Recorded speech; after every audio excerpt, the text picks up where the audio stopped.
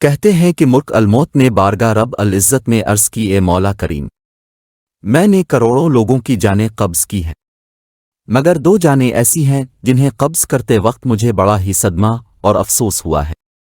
میں نے تیرے حکم کی تکمیل ضرور کی، مگر نہایت ہی دکھ ساتھ، اور وہ دو، ایک ماں اور ایک بیٹا تھا۔ واقعہ کچھ اس طرح سے ہے کہ ایک جہاز غرق ہو گیا تھا اور ایک عورت اپنے شیر خوار بچے کے ساتھ ایک تختے کا سہارا لینے میں کامیاب ہو گئی۔ تختہ دریا میں بہہ رہا تھا اور ماں اور بیٹا اس پر سوار تھے۔ اے مولائے کریم، اچانک تیرا حکم ہوا اور میں نے ماں کی جان اس تختے پر نکال لی۔ میرے لیے پریشان کن بات یہ تھی کہ ماں مر چکی ہے، اب بچے کا کیا حشر ہوگا؟ بچہ ایک ٹوٹے ہوئے تختے پر سوار ہے اور تختہ ہر آنے والی لہروں سے ٹکرا رہا ہے، جو کسی وقت بھی کسی تیز لہر کی زد میں آ کر الٹ سکتا ہے۔ بچے کے لیے نہ خوراک کا انتظام ہے، نہ کسی نگران کا بندوبست ہے۔ دریا کے کنارے دھوبی کپڑے دھو رہے تھے۔ اچانک کسی کی اس بچے پر نظر پڑی تو تختے کو کھینچ کر لائے۔ وہ سب بڑے حیران ہوئے کہ ماں مر چکی ہے، بچہ بے یار و مددگار تختے پر زندہ سلامت موجود ہے۔ وہ لوگ اس بچے کو اپنے سردار کے پاس لے گئے۔ سردار بیچارہ بے اولاد تھا۔ سردار خوبصورت بچہ دیکھ کر اس پر اس کا دل آ گیا، اور سردار نے بچے کو اپنی نگرانی میں لے کر اسے بیٹا بنا لیا۔ یہ بچہ 8-9 سال کی عمر کا تھا کہ اپنے ساتھی بچوں کے ساتھ کھیل رہا تھا۔ اتنے میں بادشاہ وقت کی سواری کی آمد کا شور سن کر سب لوگ ادھر ادھر بھاگ گئے، مگر یہ بچہ سڑک پر اکیلا کھڑا رہا۔ بادشاہ کی سواری گزر گئی، اس کے پیچھے اس کا عملہ پیدل آ رہا تھا۔ ان میں سے ایک سپاہی کو راستے میں سے سرمے کی ایک پڑیا ملی۔ اتفاق سے اس بچے کی نظر بہت کمزور تھی اور سرمے کی اسے بہت ضرورت تھی، لہذا اس نے وہ سرما بحفاظت اپنے پاس رکھ لیا۔ آنکھوں میں لگانے سے پہلے اسے خیال آیا کہ یہ سرما تکلیف نہ پہنچائے، لگانے سے پہلے کسی دوسرے شخص پر آزما لینا چاہیے۔ قریب ہی وہ بچہ کھڑا تھا، اس نے اس بچے پر آزمانا چاہا۔ بچے نے سرما اپنی آنکھوں میں لگا لیا، مگر جو ہی سرما اس نے لگایا، اسے زمین کی تہہ میں موجود چیزیں بھی نظر آنے لگی۔ اس نے دیکھا کہ زمین کے اندر بہت سے خزانے پوشیدہ ہیں۔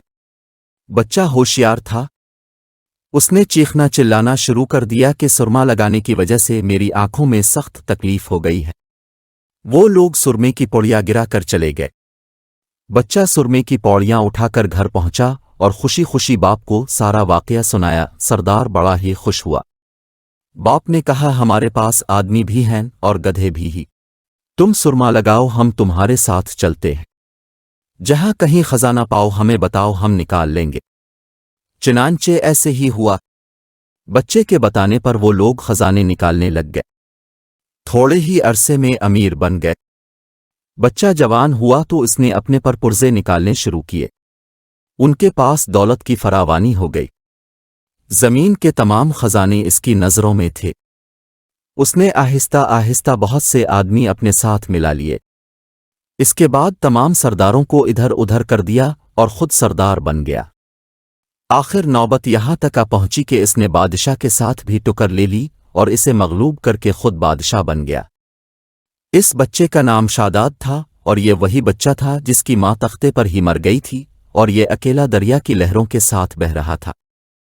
کہتے ہیں کہ جب یہ برسر اقتدار آیا تو اس نے حکم دیا کہ ایک ایسا کمال درجے کا شہر آباد کیا جائے جس کی ایک اینٹ سونے کی ہو اور دوسری چاندی کی ہو۔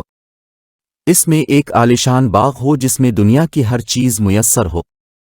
جب وہ شہر ہر لحاظ سے مکمل ہو گیا تو شداد نے ارادہ کیا کہ جا کر اس شہر کا نظارہ کیا جائے۔ چنانچہ وہ شہر کو دیکھنے نکلا۔ ابھی وہ دروازے تک ہی پہنچا تھا کہ ملک الموت کو حکم ہوا اور اس نے وہیں اس کی روح قبض کر لی۔ اسے اتنا موقع بھی نہ دیا کہ اپنے بے مثال باغ کو ایک نظر دیکھ سکتا۔ ملک الموت نے کہا کہ اے مولائے کریم، اس شخص کی روح قبض کرتے وقت بھی مجھے نہایت ہی صدمہ پہنچا کہ وہ شخص ہر چیز کر کے اسے دیکھ بھی نہ سکا۔ اللہ تعالیٰ نے فرمایا، یہ وہی بچہ ہے جس کی ماں تختے پر مر گئی تھی اور اس پر تجھے ترس آیا تھا۔ اس بچے نے بڑے ہو کر نافرمانی کی، خدا کے حکم سے بغاوت کی اور سرکشی اختیار کر لی۔ مگر ہم نے اسے خود ساختہ جنت میں قدم رکھنے کی مہلت بھی نہ دی اور اسے باہر ہی ہلاک کر دیا۔